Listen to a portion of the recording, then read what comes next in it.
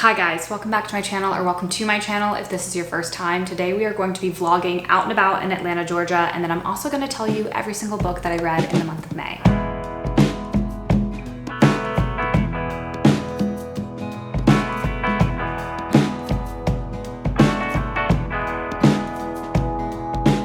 It's May, so this is the 5th video I've made in this style, in this format. So if you're new here, the first part of the video is going to be a vlog. We're gonna go out, we're gonna go book shopping, we're gonna get food, we're gonna run errands, just like a typical vlog. And then the last part of the video, I'm gonna be talking about every single book that I read in the month of May. So I'm gonna give a short synopsis, my thoughts, my rating, and yeah, it gets chilly in my house, but don't be fooled. It is summer outside. It is like minimum 85 degrees. So I will be taking this off very soon. First place that we're going today is the library. I've been to one public library in Atlanta. There's a ton of locations, it's a huge city. There's a ton of locations. But when I first moved here, I went to get a library card, mostly to use my Libby app, because you need a library card to use the Libby app. I haven't been back to any public library in Atlanta to get a physical book because honestly, the ones that I want, I feel like they have just like really long wait times. I'm going back today to get a book for my boyfriend because he is going to Italy tomorrow for a work trip, which is just crazy. International businessman. There is a book that he wants that is at the library, which I could go buy it for him like at a bookstore, but I have a library card. So I'm like, okay, let me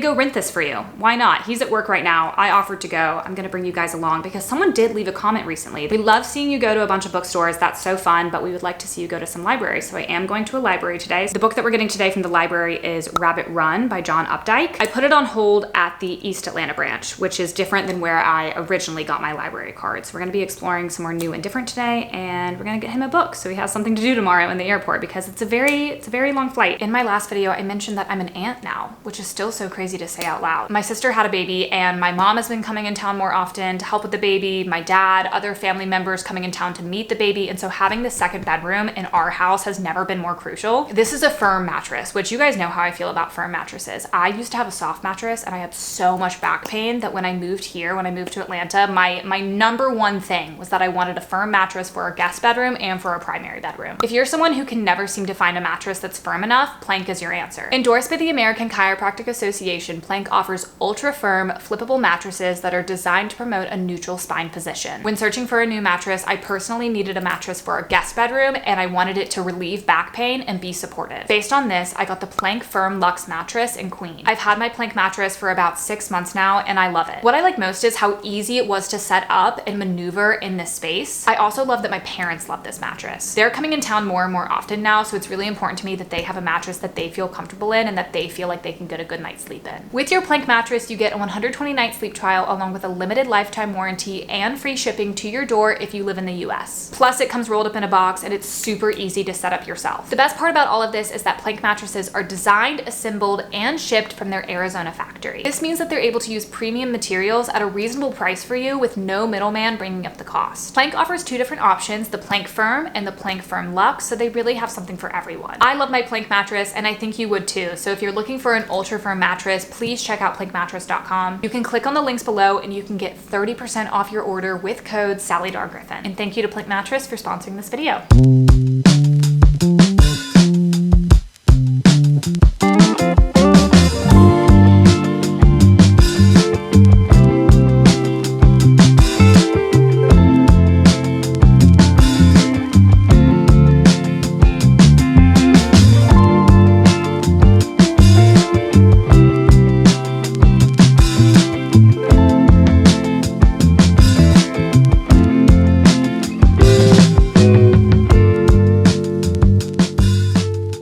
Looked for the book, I couldn't find it. The guy behind the desk, he was helping me, he couldn't find it. He like couldn't tell if they pulled it for me. I don't know, we couldn't find it. So now I'm at a different public library and he put it on hold for me here. So maybe they pulled it for me already or maybe not. Honestly, maybe I shouldn't have even gotten them to pull it because I feel like that's why we couldn't find it. I don't really understand where it was at the last library because it did say that they had it. Maybe it was just shelved wrong. Most of the really popular books at the last location were on the hold shelf, like waiting for people to come pick up. But there were a few books that were just available to like immediately rent. Like there were 2 copies of Normal People. There were Nora Goes Off Script. Like there were a few, like there were Sarah J. Maas books. There were a few books that you could just like walk in and find them and then take them home that day. But I feel like most of the books you just like have to go online and put them on hold. Anyways, we're gonna go in here and we're going to track down this book.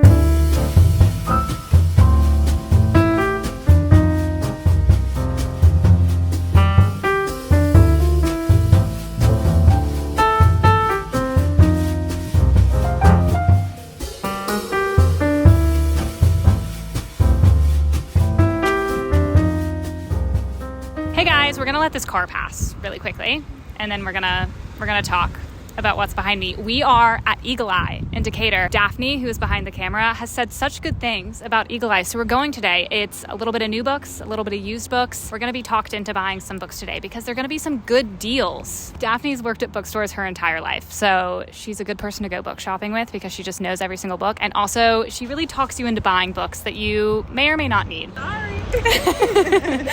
Eagle Eye quickly became one of my new favorite bookstores in Atlanta. Okay, so when you walk in towards the front, there's a bunch of displays, tends to be like all of the newer books or just books that they've hand selected. And then in the back, there's just, typical bookstore, just like rows and rows of every single section. And the new and the used books are mixed in together, which I thought was kind of fun. I'm gonna show you guys some books that I pulled and just looked at the prices, ones that I've read, ones that I haven't read, and just show you some deals. This copy of Intermezzo was the one that I think was the most surprising because Intermezzo just came out. They had a signed edition of Tomorrow and Tomorrow and Tomorrow, which was pretty cool. Look at this whole Sarah J. Maas section in the store. Okay, new and used of every single book in the Acatar series. They even had Magnolia Parks in the UK cover. That's the first time I've seen that in America. They also had this really cool edition of Magnolia Parks. I'm not really up to speed on all of the versions of Magnolia Parks, but I thought this was really pretty. A ton of other books that you might be looking for also marked down, but this was so fun. If you live in Atlanta, highly suggest going. These are the books I've collected walking around. Okay, this is the first one I picked up, recommended by Daphne. I actually don't know how to say this author's name. It's Irish, but... Nisha Dolan. Perfect. I love that. Nisha Dolan. I also love when someone recommends a book. That's what I did, when you recommended, what's it called? Alone with You in the Ether. Oh, Alone with You. Yeah. I kept saying ether. I didn't know how to tell you. I think I said ether in my videos too. You said ether too, and then I was like, I don't know which one she likes more.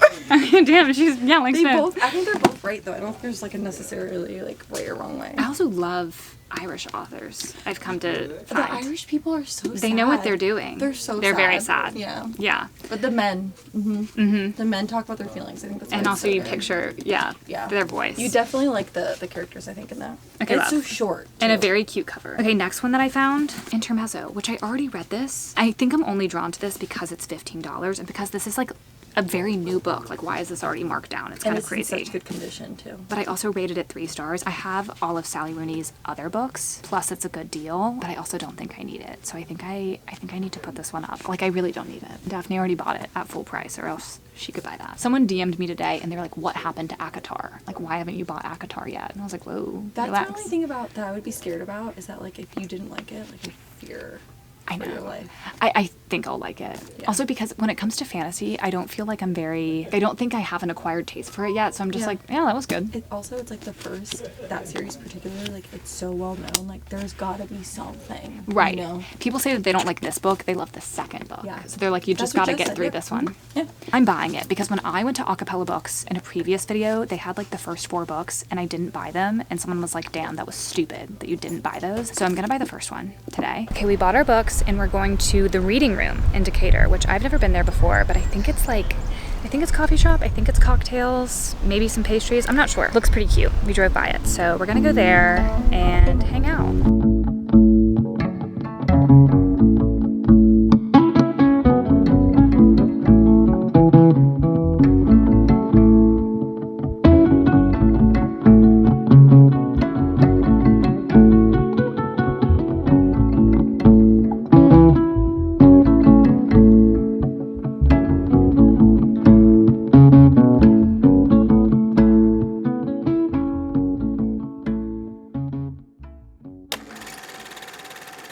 I got Acatar. Is June the month that I read this book? I feel like fantasy is such like a fall winter thing. It's such a big series that I think I'm just like fixated on like doing it right and like timing it correctly and like being in the mindset for it. June might be the month because I'm finishing up the Powerless trilogy and the One Dark Window duology. So that's 2 fantasy series that are like completed, done. So I'm definitely in the position to start a new fantasy series. This was $6.99. When I do start the second one, I'm gonna go back there and get the second one because I loved that store. Like I love a used bookstore. You guys know I love Acapella Books in Atlanta, which is a new and used bookstore. It's new in the front, used in the back. Eagle Eye was a little bit different because the new and the used books are like mixed in with one another. In the front, I believe it's like really just like new books, like new releases and stuff. But then once you're back in the shelves, like everything's mixed together. There'll be like 10 copies of acatar and like 2 of them are used, the other 8 are new. It was amazing. I loved it. And like so many books that were like basically new releases that were already there and they were already used. Like I will be going back there pretty soon. My Year of Rest and Relaxation, which I've read this book, and I think this was actually one of the first books that I ever read in a vlog. I got this because honestly, it just had a little bit of character. Like it's pretty tattered. Maybe you guys can't see on screen. It's definitely a used book. It's been loved. There's tape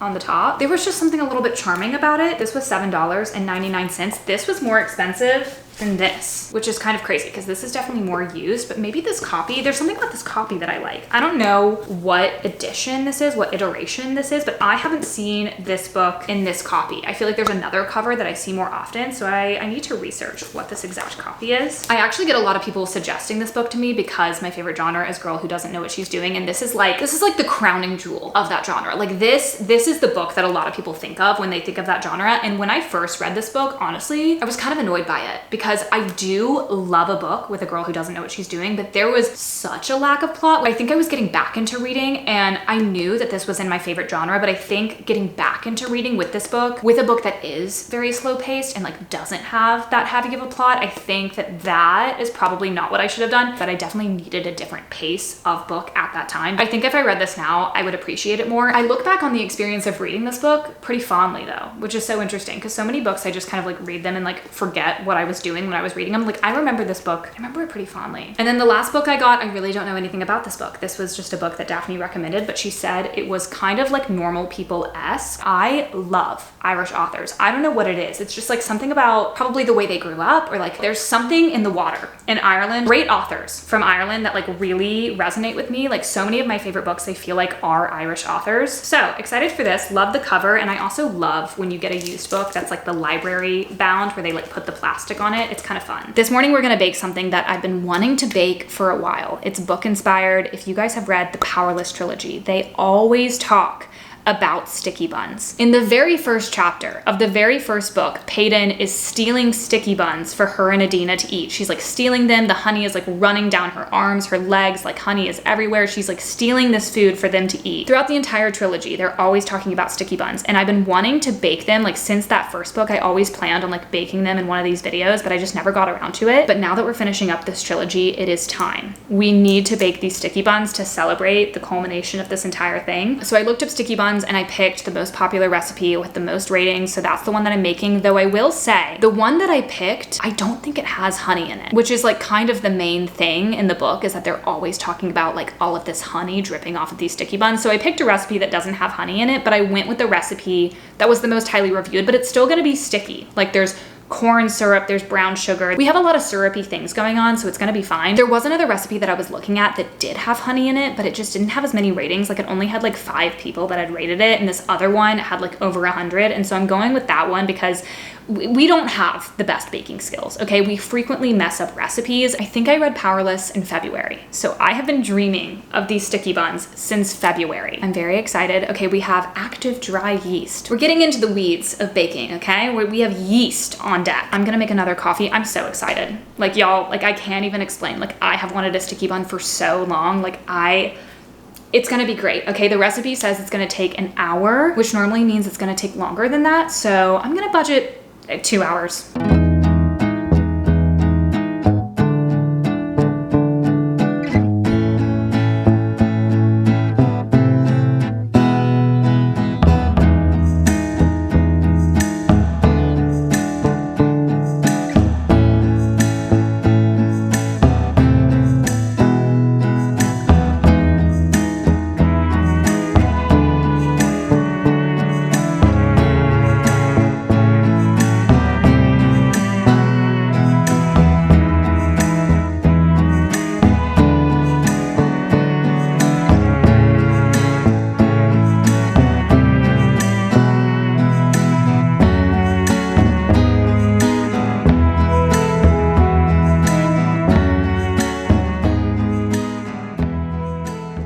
recipe is kind of interesting because it's the topping on the bottom. You put the topping on the bottom, and then after you're done, you invert it. Look at that. Taste test. I'm so excited. It's almost like a cinnamon roll and a pecan pie had a baby, okay? Which the pecan is optional. You don't have to add pecans. But the dough and the filling in the dough, like it just felt like I was making a cinnamon roll. It's really just like the topping that makes it the sticky bun. Pecan pie is like one of my favorite desserts of all time. And I love cinnamon rolls, as you guys know. So like this is kind of blowing my mind. Now I'm thinking about Peyton, like trying to steal these and like run and like escape from guards in the Powerless trilogy. This is like the worst item you could steal, which they talk about. Like she always gets honey all over her. It would make you sticky, that's for sure. They talk about that, but also I feel like dirt and shit would like get all on it. You're telling me there's not like one other food item that you could steal? Like there's nothing else at the bakery? It's so sweet. Honestly, I have to have a glass of milk. It's so sweet. You like have to have a glass of milk to cut through that sugar. This was a complete success, okay? I think this is one of my more successful baking ventures, which I was scared because I thought I added too much yeast. If I could pick this or cinnamon rolls or pecan pie, I would still pick cinnamon rolls or pecan pie, even though this is like a hybrid situation, because cinnamon rolls have the icing, which I like. Like this doesn't have icing, this just has the syrup. And then pecan pie has the crust, which I love pie crust. If any of you guys have read the Powerless trilogy, I would recommend making this because honestly, baking is fun, but it's more fun when you have a reason to bake. Like if you're baking for a person or for an event, or like you're just trying to celebrate a book series. For a very long time, I've been wanting to do something like this where I bake or I cook something from a book or from a movie. I literally have a cookbook that is recipes inspired from movies, whether it's a real recipe like ratatouille, or if it's something like a Krabby Patty where we don't actually know like what the secret ingredient is, like what makes a Krabby Patty so good, we don't know. Even something like Bridget Jones' Diary where she accidentally dyes the soup blue because she uses like blue string. Like I've always wanted to just make that, even though it would be so unappetizing. Like how funny to just make the blue soup. Wow, this is so sticky.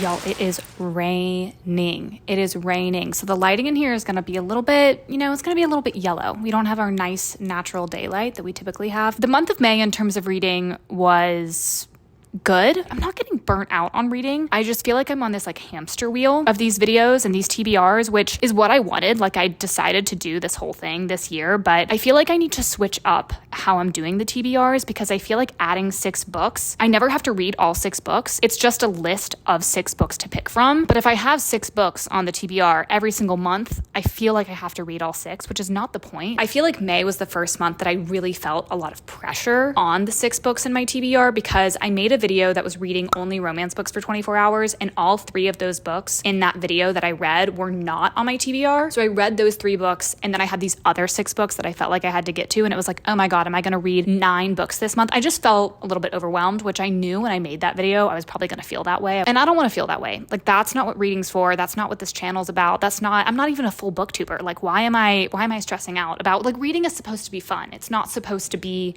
this whole thing. I just didn't really like the way I felt this month with reading. I don't know. Stay tuned for my June TBR. I just feel like we're probably going to take a step back. How many books did I read in the month of May? 1, 2, 3, 4, 5, 6. But I will be honest, 2 of those I finished in June. The first 3 books that I read in the month of May were from that romance video that I mentioned. If you want to hear like more in-depth thoughts and like watch a reading vlog, like you can hear my thoughts throughout the book, definitely watch that video. I'll talk about them really briefly in this wrap up. And then I'm also going to talk about the other books a little bit more briefly because honestly, watching back these monthly wrap ups, I've watched them back and I feel like I over-explain myself. I'm talking too much. I think we just need to...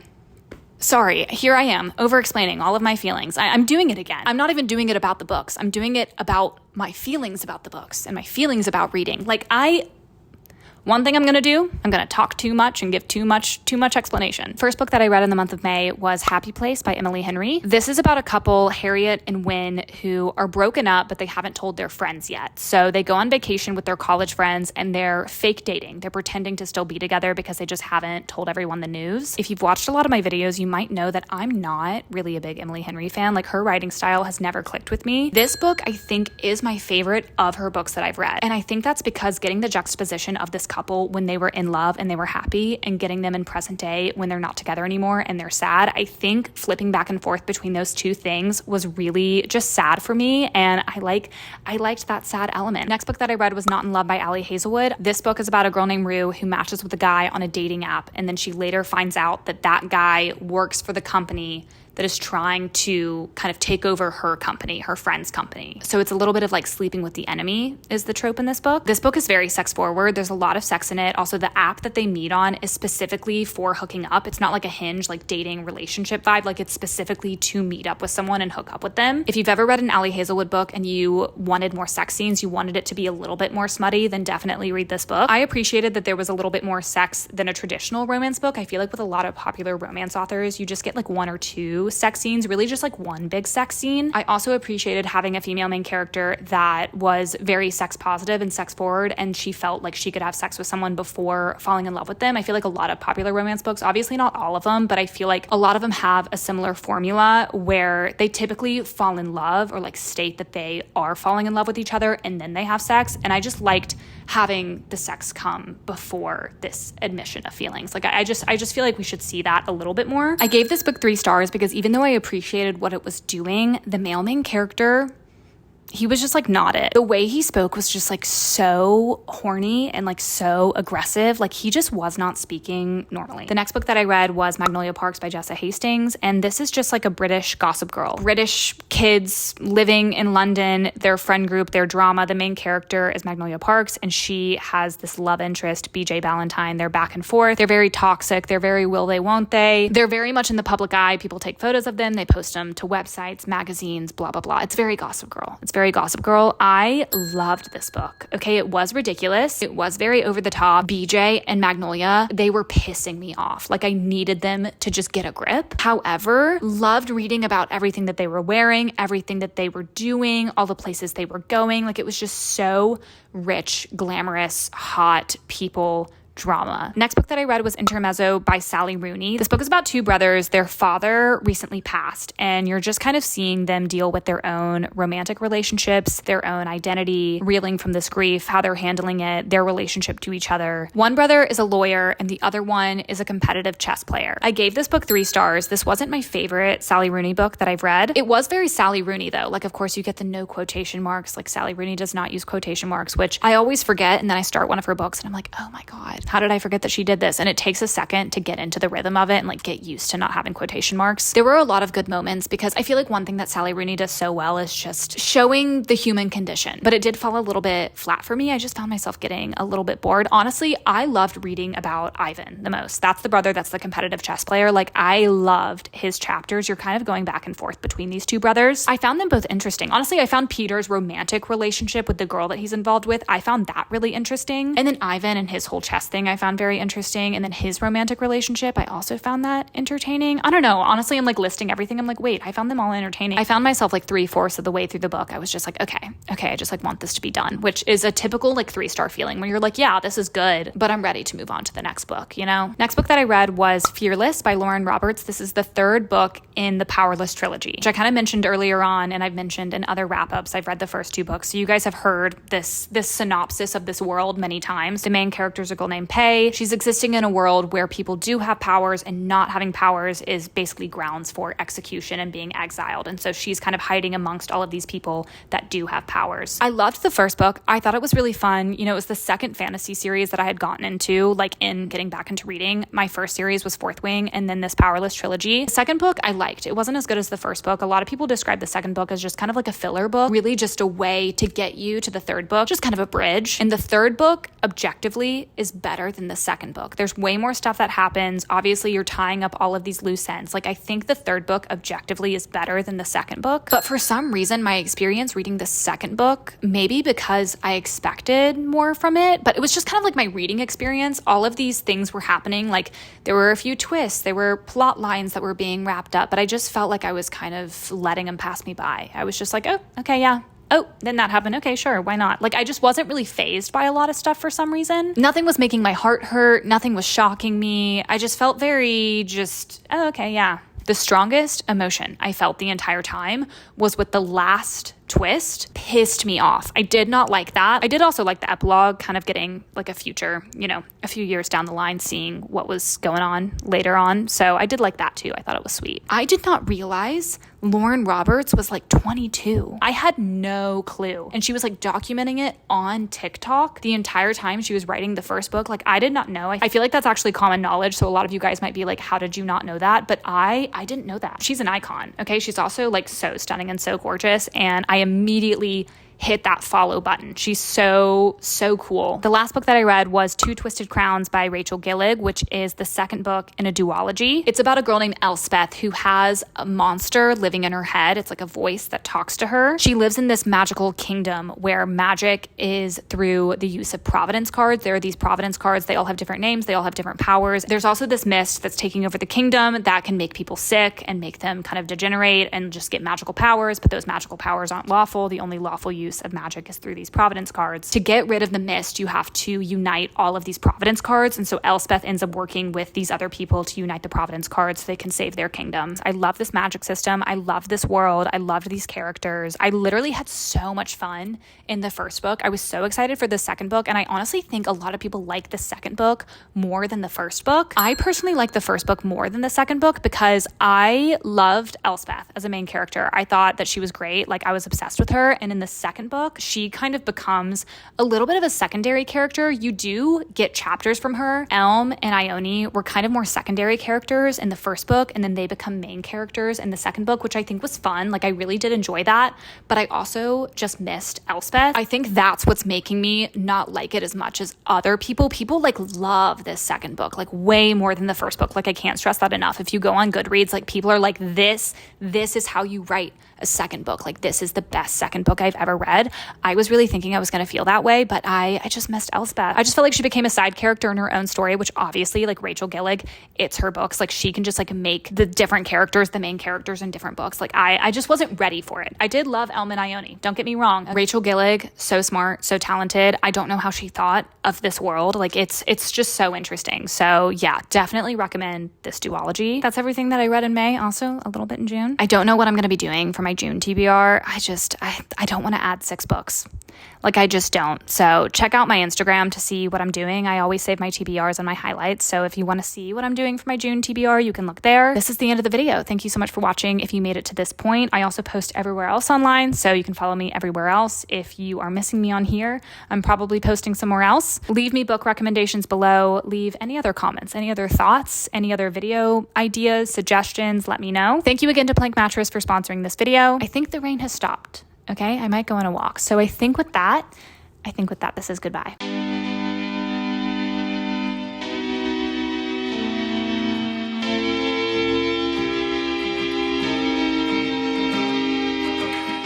Do I really just put acatar on my June TBR? Like, that's gonna be a jump scare for everyone.